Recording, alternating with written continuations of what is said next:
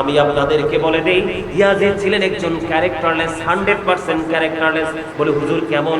Yazid যার উপদেশে কাজগুলো করতেন, ওই ইয়াজিদ ছিলেন, ইয়াজিদের উপদেষ্টার নাম ছিল শারজুল বিন মানসুর রুমি, যিনি ছিলেন একজন ইহুদি। কে? এখন ইহুদি আছে কোথায়? ইসরায়েলে না? ইসরায়েলের ইহুদিরা গোটা পৃথিবীর মুসলমানকে চাইলে শেষ করে দিতে পারতো, চাইলে যদি পারতো শেষ করে দিত, কিন্তু পারতেছে না। ও বন্ধু, আশেপাশের মুনাফিকগুলো ইসরায়েলের সঙ্গে।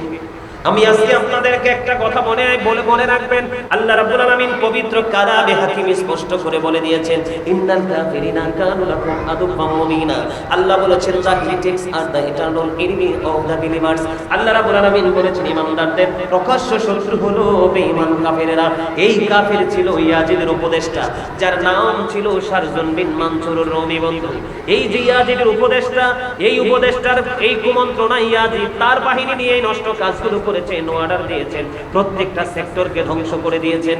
আমি আপনাদেরকে বলে দিতে চাই, ইয়াজিদের যে উপদেষ্টা ছিল, তিনি ছিলেন একজন বানর নাচনেওয়ালা। তিনি বানর নাচাইতো, দিনের বেলা তিনি বানর নাচাতো, ম্যাক্সিমাম সময় তিনি মদ পান করত, রাতে হলে নর্তকীদেরকে দিয়ে বন্ধু নাচের আসর করত, নোংরা কাজের আয়োজন করত। জোরে জোরে কন্যা উজুবিল্লাহ। ব্যবস্থা হয়ে যাবে। ইমাম হুসাইন চলে আসলেন, আসার পরে দিন চলে গেল, রাত হয়ে গেল, পরের দিন আসলো। মা খাতুনে জান্নাত ফাতেমা ওই যে বাটির মধ্যে অর্ধেকটা আপেল ছিল, উপরের বাটিটা সরাইয়া দেখে ওই অর্ধেক আপেলটা পুরো আস্তা হয়ে আছে। জোরে জোরে বলুন সুবহানাল্লাহ। অর্ধেক যে আপেলটা ছিল পুরোটা বন্ধু আস্তা হয়ে আছে। জিবরাইল আলাইহিস সালাম আমার রাসূলকে বলেছেন, ইয়া রাসূলুল্লাহ, ইয়া হাবিবাল্লাহ, নবী গো, এই আপেলটাকে আপনি কি করবেন? প্রতিদিন অর্ধেকটা কাটবেন আর অর্ধেকটা এই বাটি দিয়ে ডাইকা রেখে দিবেন, যেইভাবে দেখিয়েছেন। মা খাতুনে জান্নাত ফাতেমা আবার কি করলেন? আপেলটা কেটে অর্ধেকটা সবাই মিলে খাইলেন। আপেল কিন্তু একটা, গতকালকে অর্ধাংশ, আজকে অর্ধাংশ। আজকে যখন খাইলেন, আজকে দেখে ভিন্ন স্বাদ, গতকালকেরটার মতো স্বাদ না। ও বন্ধু, জোরে জোরে বলেন আল্লাহু আকবার। গতকালকের মতো স্বাদ না, আজকের স্বাদ বন্ধু ভিন্ন। আবার কি করলেন? অর্ধেকটা আবার ঢেকে রাখলেন। পরের দিন আবার যখন সময় হলো, মা ফাতেমা আবার ঢাকনা সরালেন, ঢাকনা সরিয়ে দেখে আবার বন্ধু পুরো আপেলটা আস্তা হয়ে আছে। কিতাব প্রমাণ করেছে এমনি ভাবে 2 বছর পর্যন্ত যখন ঢাকনা সরাতেন, ওই আপেলটা আস্তা হয়েছিল। অর্ধেকটা কাটতেন, প্রতিদিন অর্ধেকটা কেটে কেটে তিনি খেয়েছেন, কিন্তু প্রতিদিনের স্বাদ ছিল আলাদা আলাদা। জোরে জোরে কন্যা সুবহানাল্লাহ। তাহলে ইমাম হুসাইনের দাম আছে না নাই? ইমাম হুসাইনকে আমার আল্লাহ ভালোবাসে কি বাসে না? আপনারা ভালোবাসেননি? আমরা ভালোবাসতে হবে কিনা?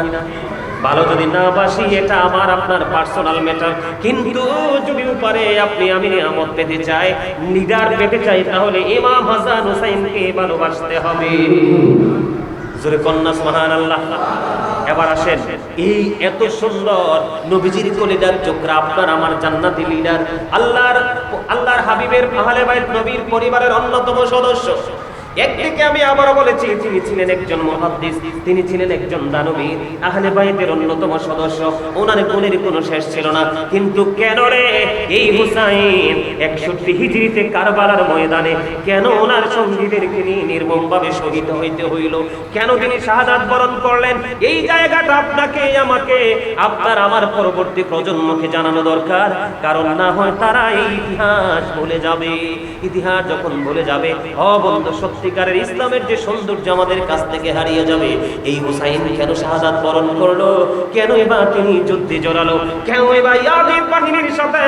ইমাম হুসাইন ছিল মাত্র 72 জন ওনার কাফেলায় সদস্য, ইয়াজিদ বাহিনী ছিল 22,000।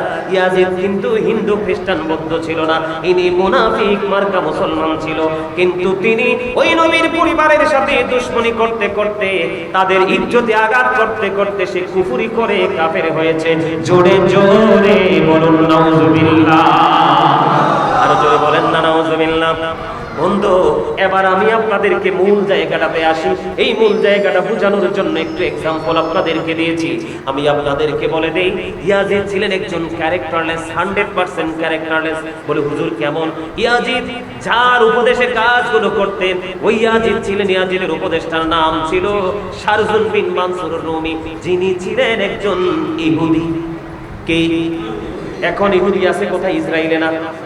ইসরায়েলের ইহুদিরা গোটা পৃথিবীর মুসলমানকে চাইলে শেষ করে দিতে পারত, চাইলে যদি পারতো শেষ করে দিত, কিন্তু পারতেছে না। ও বন্ধু, আশেপাশের মুনাফিকগুলো ইসরায়েলের সঙ্গে। আমি আজকে আপনাদেরকে একটা কথা মনে রাখবেন। আল্লাহ রাব্বুল আলামিন পবিত্র কালামে হাকিম স্পষ্ট করে বলে দিয়েছেন, ইন্নাল কাফিরিনা কানু লাকুম আদুওয়াম মুবিনা। আল্লাহ বলেছেন, the critics are the eternal enemy of the believers. আল্লাহ রাব্বুল আলামিন বলেছেন, ঈমানদারদের প্রকাশ্য শত্রু হলো বেঈমান কাফেরেরা। এই কাফের ছিল ইয়াজিদের উপদেষ্টা, যার নাম ছিল শারজুল বিন মানসুর রুমি। বন্ধু, এই যে ইয়াজিদের উপদেষ্টা, এই উপদেষ্টার এই কুমন্ত্রণা ইয়াজিদ তার বাহিনী নিয়ে নষ্ট কাজগুলো করেছেন, অর্ডার দিয়েছেন, প্রত্যেকটা সেক্টরকে ধ্বংস করে দিয়েছেন। আমি আপনাদেরকে বলে দিতে চাই, ইয়াজিদের যে উপদেষ্টা ছিল, তিনি ছিলেন একজন বানর নাচনেওয়ালা। তিনি বানর নাচাইতো, দিনের বেলা তিনি বানর নাচাতো, ম্যাক্সিমাম সময় তিনি মদ পান করত, রাত্রে হলে নর্তকীদেরকে দিয়ে বন্ধু নাচের আসর করত, নোংরা কাজের আয়োজন করত। জোরে জোরে কন্যা উজুবিল্লাহ। ইয়াজিদ ক্ষমতায় ছিল, আপনারা আমার দিকে তাকান, ইয়াজিদ ক্ষমতায় এসেছে 60 হিজরিতে। ইয়াজিদ ক্ষমতার মসনদে বসেছে 60 হিজরিতে রজব মাসের 1 তারিখ, তার মানে মেরাজের চাঁদের 1 তারিখ। আর কারবালা হয়েছে 61 হিজরিতে মুহররমের 10 তারিখ। খেয়াল করেন কতটুকু ডিসটেন্স। ইয়াজিদ যখন ক্ষমতার মসনদে বসলো, কারণ তার কাছে ছিল কোরআন হাদিস বিরোধী কাজ করব, ইসলাম বিদ্বেষী কাজ করব, নবী এবং নবীর পরিবারের বিদ্বেষী কাজ করব। সে কিন্তু নোংরা কাজে লিপ্ত ছিল। তার ক্ষমতার প্রভাব যে পৃথিবীতে ফেলতে চেয়েছিল, তিনি ক্ষমতায় বসার পরেই বন্ধু তিনি অর্ডার করে দিলেন, যদি ইয়াজিদের বিরুদ্ধাচরণ যদি কেউ করে, ইয়াজিদের হাতে যদি কেউ বায়াত গ্রহণ না করে, তার সর্বোচ্চ সাজা হলো মৃত্যুদণ্ড। ঠিক তেমনি বন্ধু, ইয়াজিদ যখন ক্ষমতায় বসলো, তখন সর্বপ্রথম মদিনার গভর্নরকে একটা চিঠি লিখলেন। চিঠির মধ্যে, চিঠির ভাষাটা ছিল এমন যে ওয়ালিদ বিন উতবা এবং মারওয়ান ইবনে হাকাম, সাবেক এবং রানিং দুইজন ছিলেন, দুজনের কাছে বন্ধু পত্র এসে পৌঁছে গেল যে ইমাম হুসাইনকে তোমরা বায়াতের জন্য চাপ সৃষ্টি করো, যদি সে বায়াত হইতে রাজি না হয় তাকে হত্যা করে ফেলো। এবার বিক্রি করলেন মারওয়ান ইবনে হাকাম এবং ওয়ালিদ বিন উতবা ডাকলেন। ডাকার পরে একত্রিত হলেন, কথোপকথন হলো। কথাবার্তা শেষ করার পরে ইমাম হুসাইনকে ইয়াজিদের প্রতি বায়াত গ্রহণ করার জন্য তাকে চাপ সৃষ্টি করা হলো। কিন্তু ইমাম হুসাইন বললেন, আমি চুপি চুপি কোনো কিছু করব না, হওয়া বা না হওয়া দুটোই হবে, জনসম্মুখে লুকালয়ে আমি নীরবে কিছু করব না। এই কথা বলে যখন বের হয়ে যাইতেছিলেন, তখন মারওয়ান ইবনে হাকাম ডাক দিয়ে বললেন ওয়ালিদ বিন উতবাকে, তখন ওয়ালিদ বিন উতবাকে একটা ডাক দিয়ে বললেন, তুমি যদি আজকে হুসাইনকে এখান থেকে ছেড়ে দাও, তাহলে হুসাইন বড় যুদ্ধ বাঁধিয়ে দিবে, এখান থেকে তুমি তাকে চাইতে দিও না। এবার চিন্তা করেন ইয়াজিদ কতটা নিকৃষ্ট। নাউজুবিল্লাহ বলবেন না? আরো ধরে বলেন না নাউজুবিল্লাহ। এবার ওয়ালিদ বিন উতবা বললেন, আমার হাতে যদি গোটা পৃথিবী যদি আমাকে নিয়ামত হিসেবে দেওয়া হয়, আর আরেক হাতে যদি ইমাম হুসাইনকে হত্যার জন্য তলোয়ার দেওয়া হয়, আমি গোটা পৃথিবীও যদি আমাকে দিয়ে দেওয়া হয়, আমি নবীর কলিজার টুকরাকে হত্যা করতে পারবো না। জোরে জোরে কন্যা সুবহানাল্লাহ। আরেকটু মহব্বতে বলুন সুবহানাল্লাহ। ইমাম হুসাইন কি করলেন?